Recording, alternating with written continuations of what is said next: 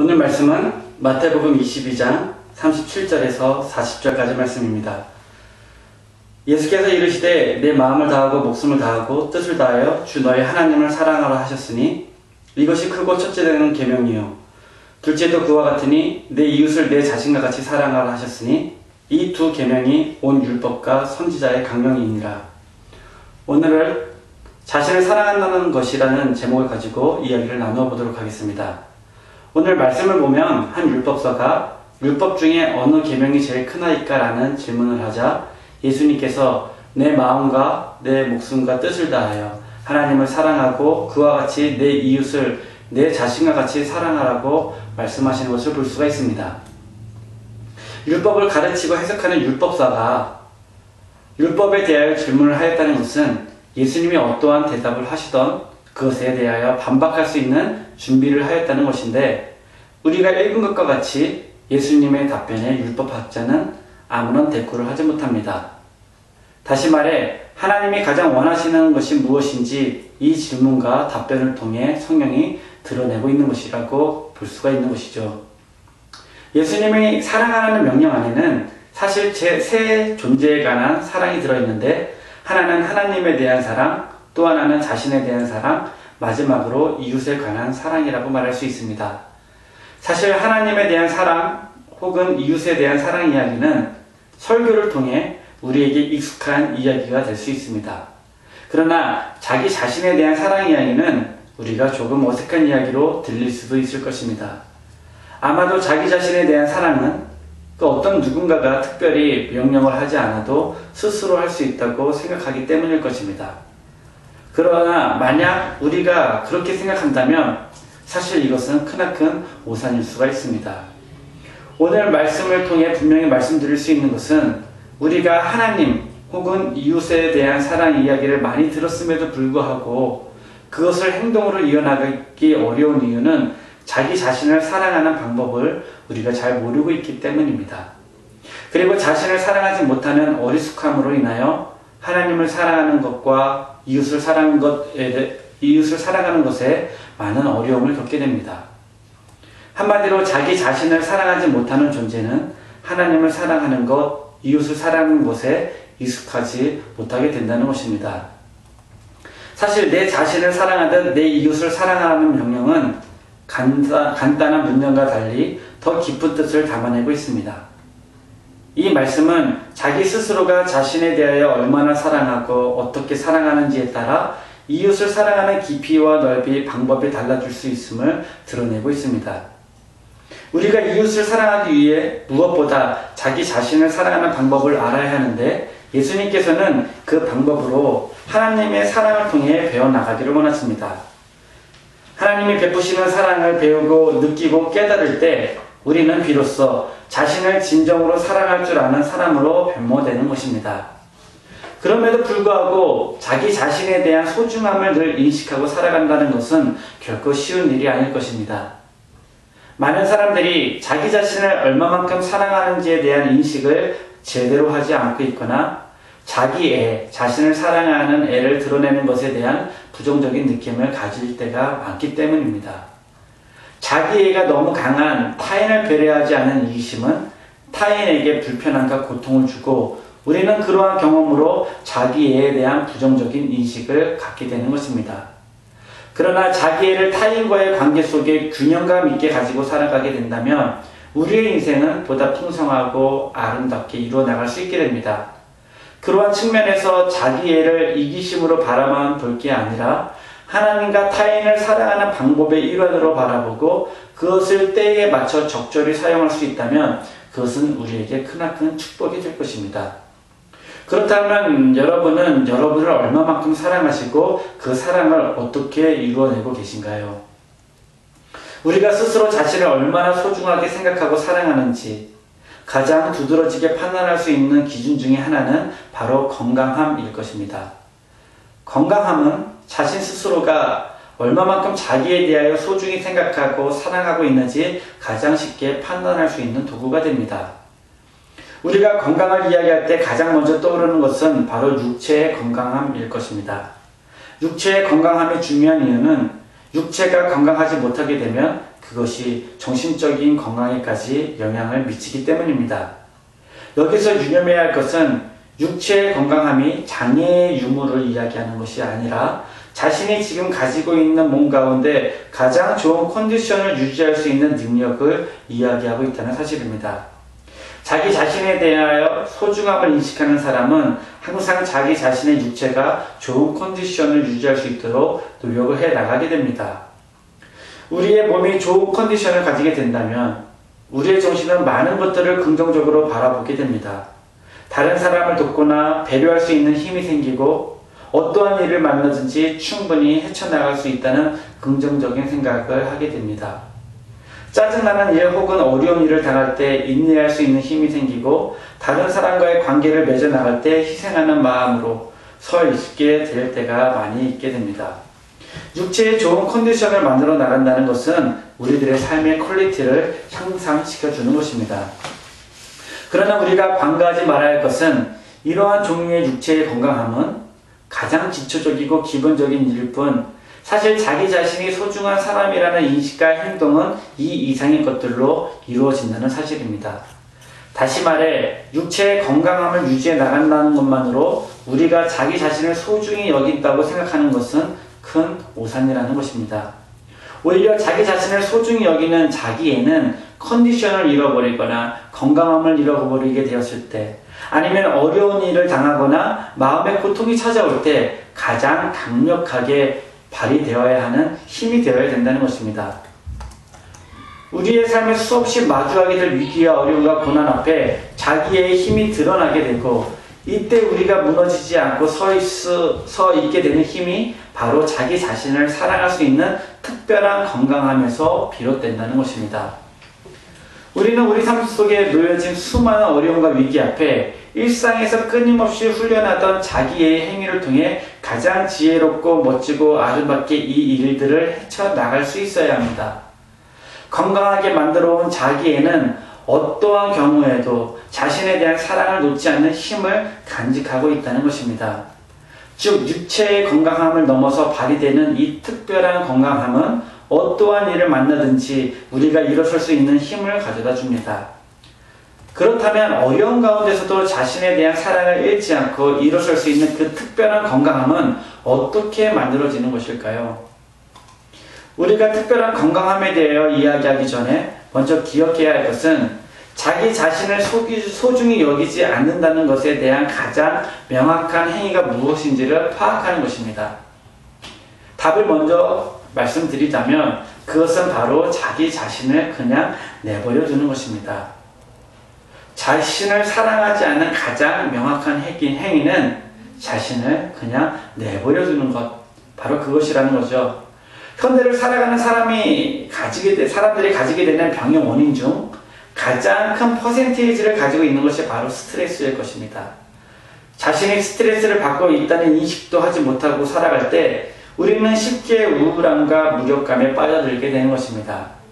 우리가 자신에 대하여 묵상하고 생각하는 시간을 정기적으로 가져야 하는 이유는 자기 자신에 대하여 묵상할 때 지금 자신의 상태가 어떠한지 알게 되고 자신이 어느 길에 놓여 있는지 확인할 수 있게 되기 때문입니다. 중요한 것은 설사 스트레스에 대한 원인이 무엇인지 알고 있음에도 불구하고 그것을 어쩔 수 없이 받아들이거나 저항 없이 살아가게 되는 것입니다.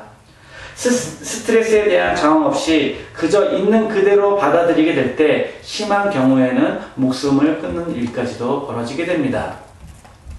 그래서 자기 자신을 사랑하기 위하여 우리에게 필요한 것은 고난에서 오는 우울함과 무력감 앞에 자신을 그냥 내버려 두는 것이 아니라 회복하는 일 혹은 회복의 장소를 스스로 만들어 나가는 일입니다.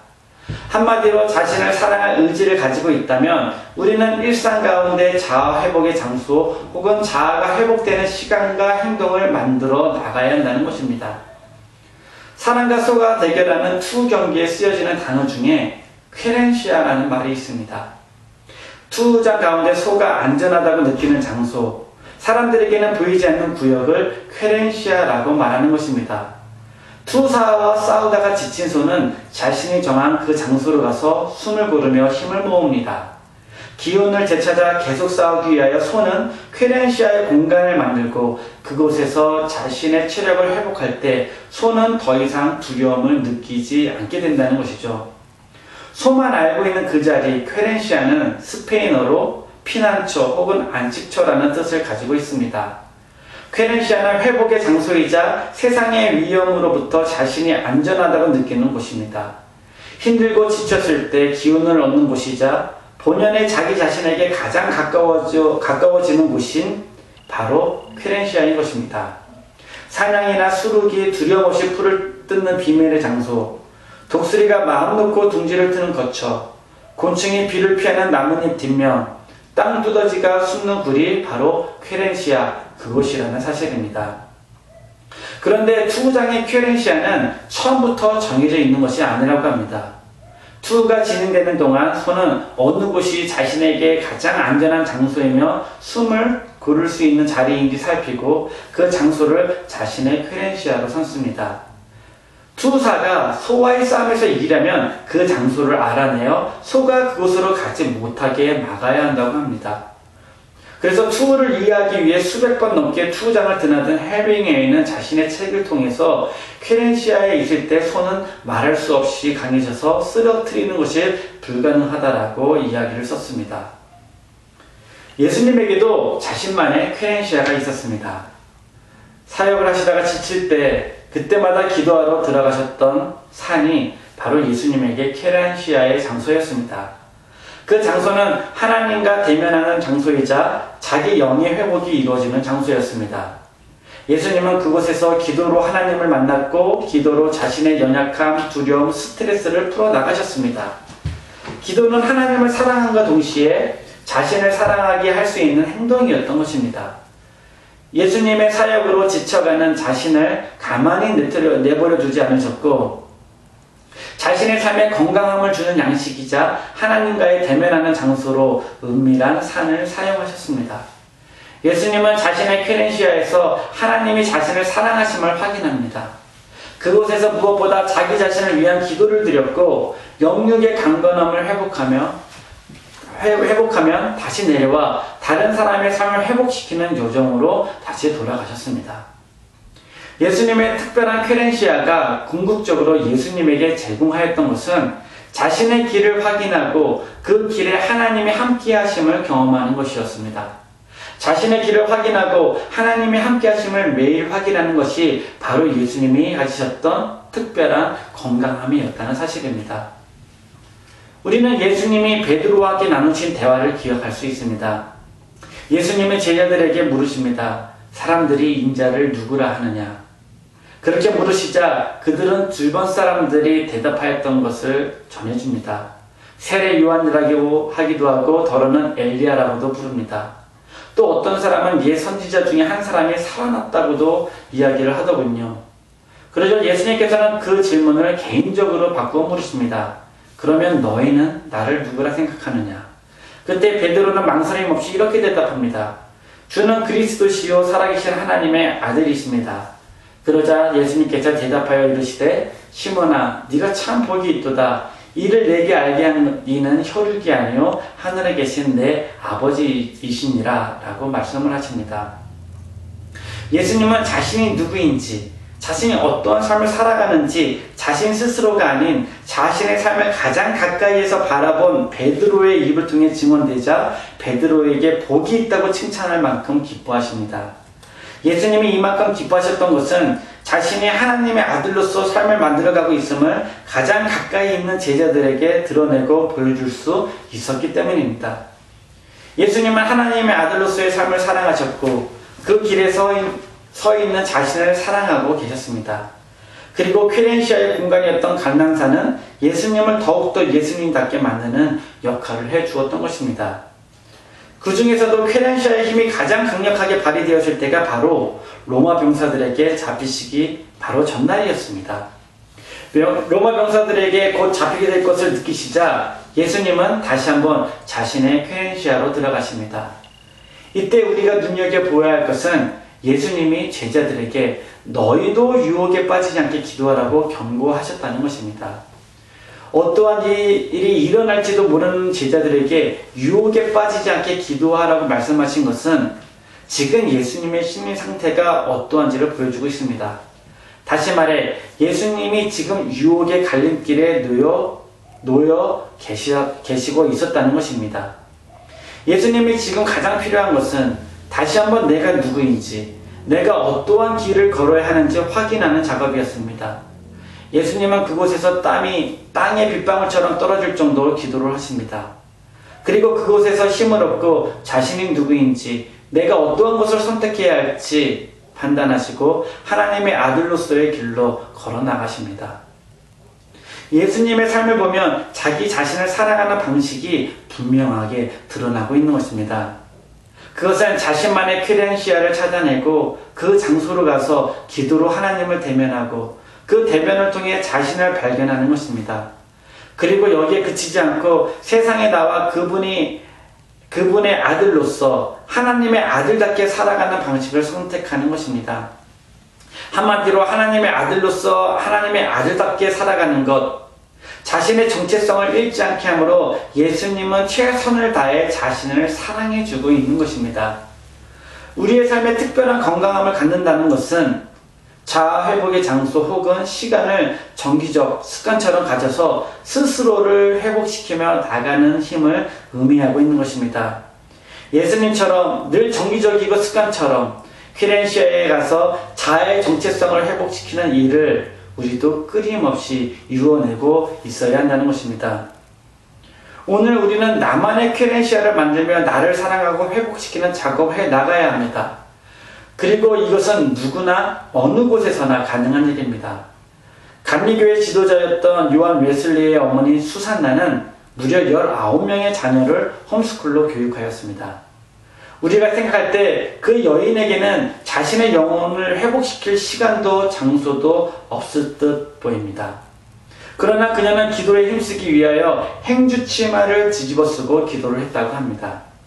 19명의 아이들이 바글바글 거리는 가운데 자신은 물론이요 자신의 자녀들을 아낌없이 사랑하기 위하여 그녀에게 필요한 것은 케렌시아였고 그녀는 투장의소처럼 자신의 장소를 찾기 위하여 노력을 합니다.